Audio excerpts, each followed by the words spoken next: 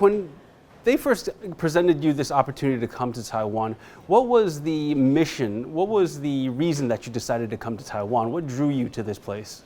You know, look at the name, France, Africa. So it's been about connections. And so this was just another opportunity to connect.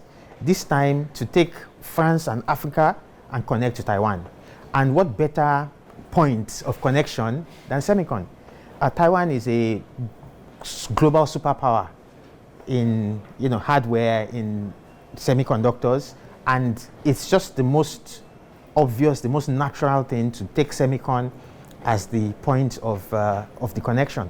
Apart from attending SEMICON, we've also had visits to Foxconn, Quanta, Yageo, and then of course the arts, the culture side. We've seen a bit of town, visited one or two temples. Like it's been a whole immersion in Taiwan, and it's been immensely insightful and fascinating. What are some of the things that, after being in Taiwan, you've learned or you've taken away from this trip?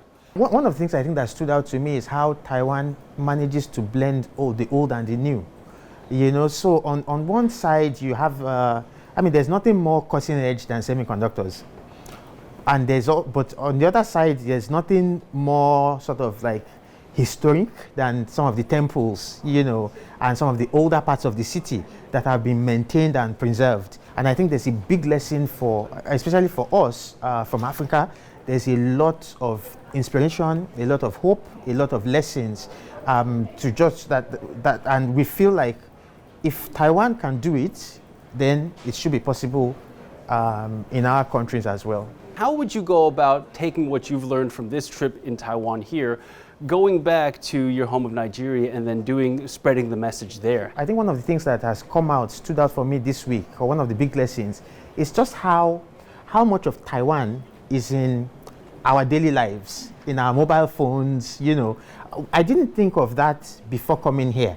That every time I put my computer on, or use my mobile phone, or use any electronic device, there's a lot of Taiwan in those things. And so I think I feel a more visceral connection, and definitely that's one of the messages I'm going to be taking back